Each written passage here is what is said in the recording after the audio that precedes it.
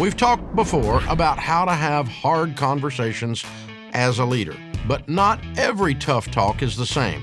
So today, we're breaking down the 5 types of hard conversations you'll face and how to approach each one with clarity and confidence. Because when you know which type of conversation to have and when, it helps you communicate the problem clearly, keep your team on the same page, and make those tough moments a lot more productive. Ramsey's Chief Technology Officer, Brendan Wojko, joins EntreLeadership's John Felkins to share some practical ways to handle these moments well, so you can lead your team forward instead of avoiding the tension. So, Brendan, we've talked a lot about how to have a difficult conversation, and we've got resources on that. So if people want that, they can click the link in the show notes. But today we really want to get into the different types of difficult conversations. So could you help us unpack what those different types are? Yeah. Usually when people ask me about uncomfortable conversations, it's all about like how to have them, like how to how to have a successful uncomfortable conversation. And the reality is that there's not just one. What I found is there's 5 distinct kind of uncomfortable conversations. The first one is what we call first contact. The first time you actually address a problem with someone, right? And in that conversation, the biggest thing is just to make sure that you really clearly state the problem in a way that they understand what the problem is. Okay. I always joke around and say, your articulation of the problem should be so clear, like your 4th grade English teacher should be proud of you. Right. The reading level should be a low number, right? The reading level should be low, and the statement should be really short. Okay. And it should be about observed behavior. Like, John, I see that you've been showing up late to work, and that's not okay. Yeah, this is getting personal fast. Right? Yeah. It's you want to be really clear on the problem. The second part of it, you want to make sure that they're really clear about the process you're going to walk out next. Okay. Because you're typically not having uncomfortable conversations the right way when you sit down with somebody and you kind of like swoop and poop. Like if you swoop into the situation, you kind of drop a problem on their lap and then you're gone. That's not a productive, uncomfortable conversation, because the person, if they just become problem aware, it doesn't mean that they know what to do. It doesn't mean that they're going to get the coaching they need. It doesn't mean that the problem's actually going to get fixed. Yeah. All it means is you dropped a 10-ton, concrete block on them, which is you got a problem. And so in that first contact conversation, we want to make sure that we really clarify the problem, and we want to help them understand what happens next. Okay. And usually in that conversation, I'll say to people listen, we're going to walk through a series of coaching conversations, because it's great that in this conversation, this first contact conversation, that we've made the problem clear. Yeah. But I'm actually going to separate the coaching to a different time. And the reason for that is because people just get into an overload. You generally want to keep these conversations short, because if you load in too much at one time, they're going to go to fight or flight, and they're not going to remember. Yeah, they're not hearing that stuff. So, that first contact conversation is, what's the problem? What are we going to do next? Then we walk into that second kind of uncomfortable conversation, which is coaching. And the whole point is we want to reiterate the problem, but we also want to give the person tools about how they can fix it. The number one mistake that leaders make in coaching conversations is they make the conversations unnecessarily adversarial. Okay. And here's what I mean. It's really easy as a leader to kind of put yourself in the situation where it's me versus you. Yeah. You've done something wrong, and now you got to meet my expectations. Right. And that might actually be ultimately true. The reality is you actually have to help the person understand, one, how people around them are experiencing them, right? Because if I'm just saying how I'm experiencing you, it's almost immediately a me versus you thing. Yeah, I'm just curious if you've ever seen this, where the leader might do everything really well in that setting to not set it up me versus you, but the person has got a lot of experiences where, regardless of what the leader has done, that's how they're coming into it. Is that fair? Yeah, it's totally fair. Okay. So there's 2 things I do in this coaching conversation that are not obvious. The first thing is I actually want to go to other leaders, and I want to, number one, check to make sure that they've all experienced that kind of same problem that I'm addressing, and then get some of their feedback. Why do you do that? Well, because it really melts down the me versus you. Now more of what it's about is, hey, this is me helping guide you through the resolution of this problem. Okay. Right? Okay. And if you're working with somebody that reminds you of the kid that beat you up on the playground at school, all of a sudden, Again, this is getting very personal. But it is good for that reason too, to kind of get that collective wisdom from a group of people, right? You get that, and I bring that into the uncomfortable conversation. I'll say hey, there's a behavior that I'm seeing, but hey, it's not just me. It's a couple of us that are seeing this. Yeah. And by the way, when I say a coaching conversation, there's not typically one of them. Okay. Like you have to coach somebody through the behavior that's a problem, right? And so I can't tell you exactly whether you should have 3 coaching conversations with somebody or 33. Like it's a little dependent on the circumstances, the severity of the thing. Yeah, and their receptivity, right? Right, their receptivity. But I will say, like, if I had to pick between 3 and 30, it'd be a whole lot closer to 3, right? I don't want to be having like unending, coaching conversations with somebody. Yeah. But the other thing in the coaching conversation that's really critically important, you got to really tell them where you stand. And so I use this thing called the table metaphor. What I would actually say to the person is, John, you and I are on the same side of the table. And this problem that you're having is on the other side. And my role is to coach you in such a way where we can get rid of that problem and we can go back to the way that we all want things, which is things are just flowing and going normally, right? But I'm going to ask you to do 2 things. I need you to share my urgency and apply my coaching. But if at any point we kind of get off track with you either not sharing my urgency or applying my coaching, I'm going to be forced to reevaluate where I am at the table. Gotcha. And I don't want to go to the other side of the table, but I think we both know that if I go to the other side of the table, what that means, and we both don't want that. Again, the coaching conversation is I like to bring in the feedback of other leaders and have that table, put that table metaphor in place so that the person that you're talking to actually understands, like, I'm actually working for you against this problem, unless your receptivity or your action really drops, and then I'm going to have to get on the other side of the table. Right. So you're having this coaching conversation, right? That's the second type of conversation. Yeah. And you said they got to share the urgency and they got to apply the coaching. What happens if they don't do that? Yeah, because sometimes that happens. Hopefully you clean the situation up and no big deal. But if you got to escalate it farther, the next thing is something called an emotional firing. Okay, talk about that. Which sounds like super intense. Yeah. Right? It's actually just giving the person the last opportunity to turn the situation around before their job's actually on the line. Okay. Right? And so, somebody will come in, they'll think that like, okay, we're going for our 5th or 3rd, coaching conversation. Right. I got to reset their They're expectations. just bouncing along like this is the status quo. Right. And so, I'll say to the person like, hey, listen, I feel like you're either not sharing my urgency or not applying my coaching. And I just need you to understand, like, the heat on this situation is turning up. Yeah. And usually in that first contact conversation, I will have also put some timing around this situation. Right. So let's say we set the expectation like, hey, this behavior needs to change in 30 days. Well, hey, John, we're at day 25. We've had like 3 coaching conversations. We had an initial conversation. We're working things through. I feel like you're not sharing my urgency. You're not playing my coaching. Right. I just need to let you know that we're now in a situation where I'm moving to the, I'm considering moving to the other side of the table. Right. And like your job might actually be on the line. Okay. Right. And so there are some choices that we need to make. Now, let me just say, you say those words, those alarm bells are going to go off in a person's head, right? Yeah. And isn't that what you're trying to do? I mean, not manipulatively, but you want them to understand how serious this is. They need to understand, like, this is a last-ditch effort to save this situation. And they should feel that, right? And they should feel it.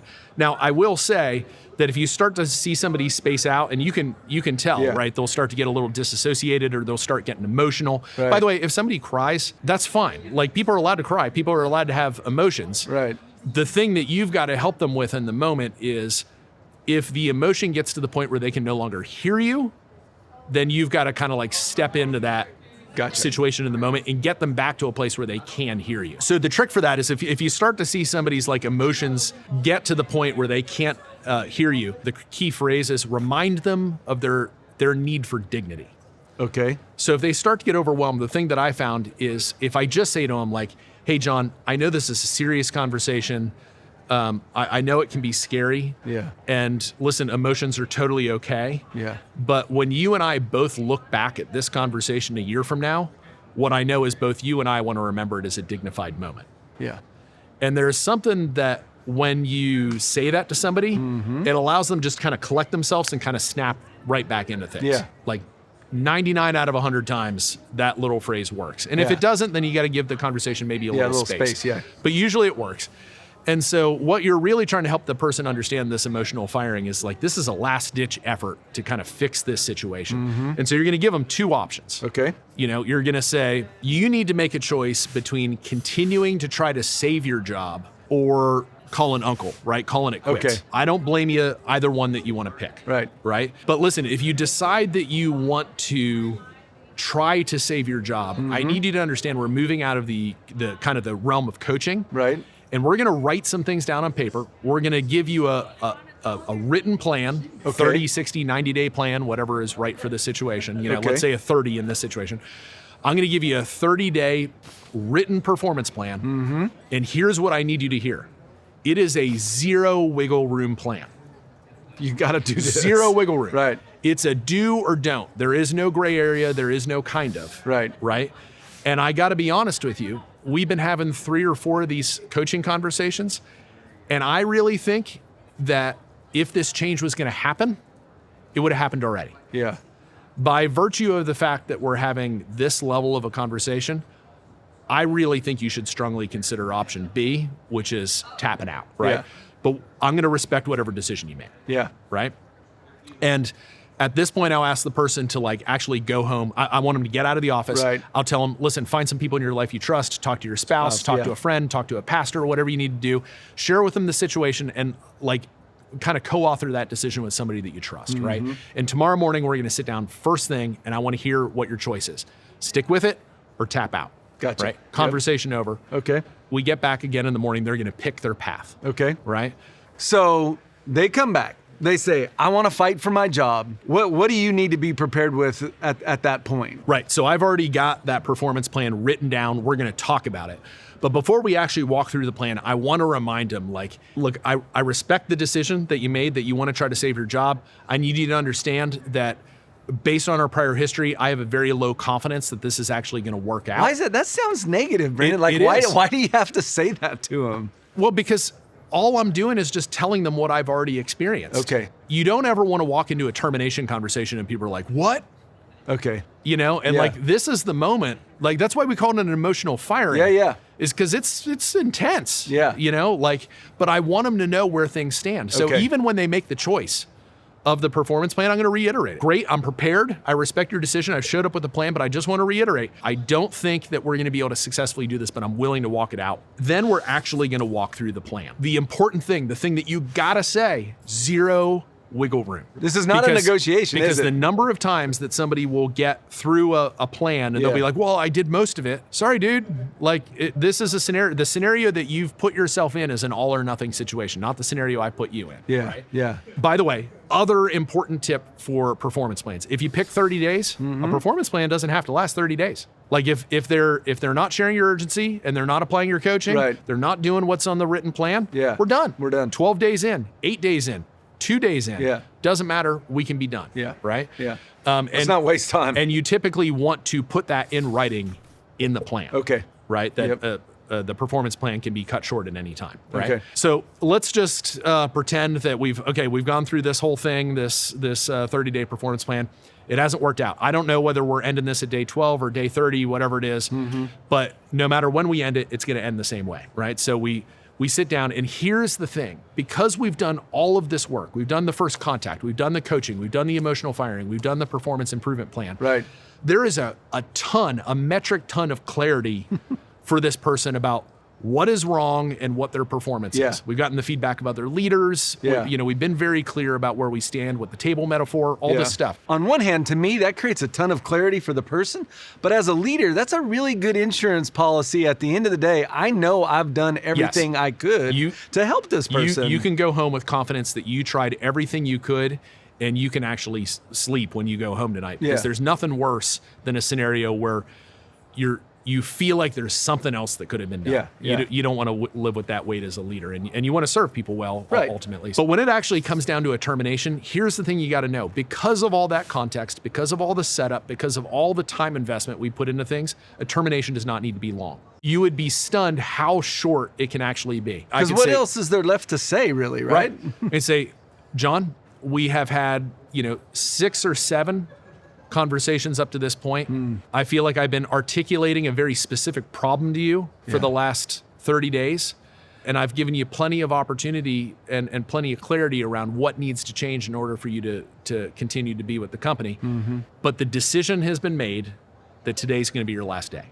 what everybody needs to hear is that phrase, the decision has been made, is the one sentence that must be included in a termination conversation. Okay. One, because it helps bring finality to the person. Yeah. But you would be stunned how many people walk through a termination and don't actually realize they've been terminated. Okay. It's because leaders get real shifty and they get nervous and they feel like it's an undignified thing to say you're fired. Yeah.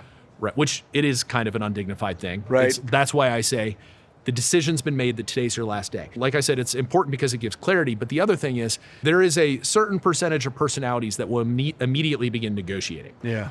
They'll say, well, can I have a different job? Yeah. Or can I have a different set of responsibilities or whatever?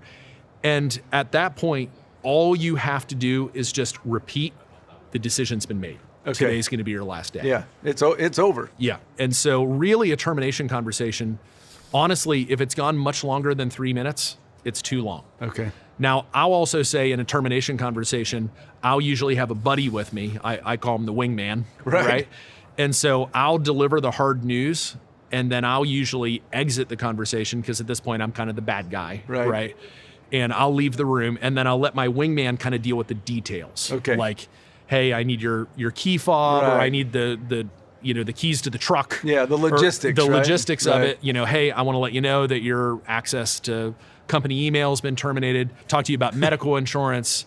If there's any severance involved, like talk through all those details. Yeah. That's really for the wingman. Okay. You do that immediately right after the termination, or? I think that's really up to you in terms of the culture that you want to create inside your company. I will tell you the way that we do it here is the wingman basically says like, hey, there's conversations we need to have about insurance and severance and what a separation between our two companies look like. Right. We're going to schedule a follow-up phone call and an opportunity for you to come visit. Okay.